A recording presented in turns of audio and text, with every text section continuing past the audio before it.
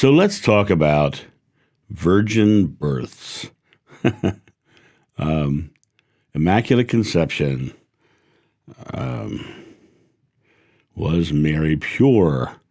Very interesting topic. So before we talk about parentage of Jeshua, let's first talk about virgin births.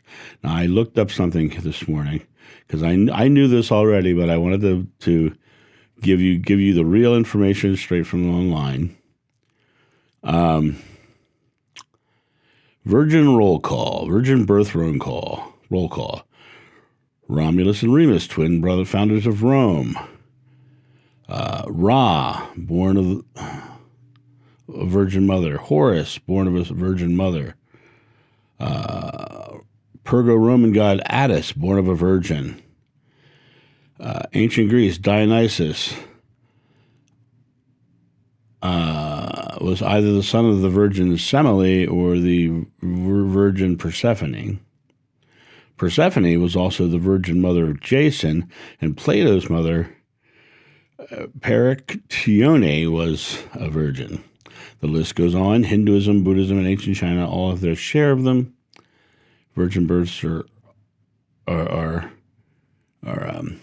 prevalent in many, many, many different cultures, religions. But the thing that I find most interesting about this list is it doesn't mention the Jewish faith. It doesn't mention virgin births were a Jewish thing. And you have to remember a couple things. Jeshua and the followers were Jewish people who really felt like they were fulfilling the prophecies of the Torah. They thought they were part of the process, right? But it doesn't seem like in the Jewish faith there was virgin births. But did you notice that half that list was Roman? Virgin births are a pagan belief. It's a pagan concept. And even the earliest book of the New Testament, which was the letter from Paul, isn't written until it says between 20 and 30 years after the crucifixion. So anything that you're reading in the New Testament was first an oral tradition, then handed down, and then edited significantly. And you have to also remember that 300 years after the crucifixion, Constantine really wanted power, and the way he did that was by deciding what books could be used and what books couldn't. And you could be pretty sure they were edited at that time as well. Virgin births. So it throws a lot of things into question. The first question is who was Jesus' father? Well, I wasn't there at the time, so I don't have my Ring camera was not on. But I can tell you from memory that Joseph was what we all thought was Jesus' father, Jeshua's father. That's, Joseph was dad, basically. And that's how we knew him, right? But interestingly enough, I don't have memories of Joseph. We knew him as his father because that's what Jeshua told us. Jeshua told us that he's the son of Joseph, which is why he was Jeshua ben Joseph, because he was the son of Joseph.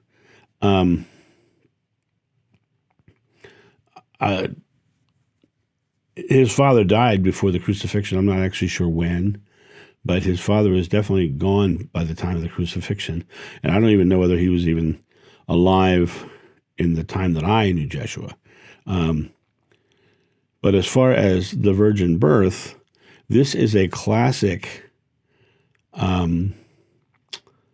Roman and / pagan belief system, and makes it much easier for Romans to believe in Jeshua, Jesus, if he's born of a virgin, because it's what was part of their tradition. And as we know, Constantine set all of the holidays, near pagan holidays, to make it easier for pagans to transition. So the whole concept of a virgin birth, Jeshua is kind of the last one that they're in that line of those being claimed as that, right? It's, in my opinion, like I said, I wasn't there at the moment of insemination, but in my opinion, I don't buy it. I don't believe it. I don't believe that he was born of a virgin. I believe it is absolutely 100% some Constantinian propaganda to formalize the religion. And so as far as virgin births, I'm not a big believer. I'm also I am a believer that Joseph was his father, because that's what we were told. So, we never questioned the lineage because it wasn't important. That is one of the things that I do want to talk about, is that we get so trapped in the details of little things. And the reason we do that is we go down these rabbit holes of trying to have it make sense. And William of Ockham in the 1400s, came up with the theory of Occam's razor, where the most simplest thing is probably the truth or the answer. And Jesus was a man. I'm going to say probably the son of Joseph, because that's how I know him. Mary was his mother, and he had an enlightenment that showed his divinity, and he shared that enlightenment with as many people as he could, because he felt that he needed to show them what they were capable of. That is the easiest way to describe Jeshua ben Joseph. Right? He was killed because of the fact that he was promoting an idea which empowered the individual rather than having them under rule. He was surrounded by people who wanted to use that for many different reasons. There were some who wanted to have him rise up and become a king. There were some who wanted him to just wipe everybody else out. It was a very crazy time. And rather than, you have to remember that Jeshua's whole concept was love one another, and love in general. And there were a couple of things that had to be going through his mind. If he were to gather his masses and go up against Rome, he'd be leading people to their death. The Roman Empire was huge. Most loving thing he could do is not go to war, because all those people would suffer and be in pain and agony and distress. He would cause more suffering than if he went and suffered himself. The most loving thing he could have done was give himself up, right? And do what he had to do, right? He believed in love. He believed in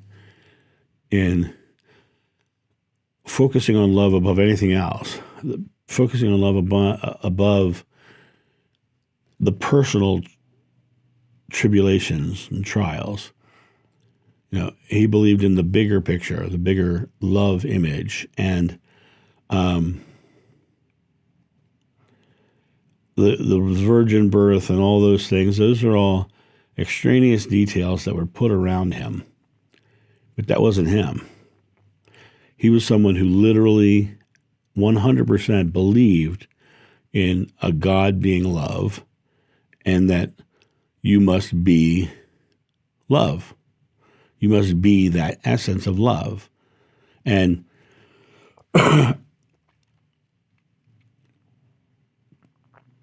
when it comes down to virgin births and fathers and all that stuff, There are so many stories that are wrapped around his name that are inaccurate.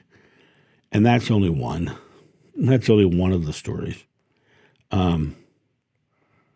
It's actually a better story that he was one of us. It's a better story that he was just like us. It's a better story that we can do the same. But that's not, that's not the way it worked back then. And I totally 100% believe it is where we are now. I believe that we are coming into an age of enlightenment. I believe that the veil is getting thinner at an exponential rate. I think we are at the precipice of an amazing new experience. And I believe that's because more of us are starting to realize how much BS has been wrapped around the teachings, because the teachings are simple. They're so simple. And one of the things that I'm most gratified for in the video comments is how many people say this is what they believe, or they knew this. They just hadn't heard anybody say it. Right? That to me is very different from 30 years ago. 30 years ago, I would go and speak and people would give me comments, and their comments was not, I knew this, or this is what I believe. It was, oh my God, you're John the Beloved, right? And that to me shows me the huge shift in consciousness between then and now, the huge shift that has happened. And we just need to keep spreading the word and putting the information out there and letting people know that they're divine, letting people know that they have the ability to tap into the source in a regular basis. They can literally go, I am love. And in this moment, I'm going to represent love. I'm going to be the child of love and show it to the world. It's my legacy to carry on love. And so that's what Jeshua did. The virgin birth and all that stuff, that's just added on to his mystery to control masses, to make him a deity. But he never wanted to be deified.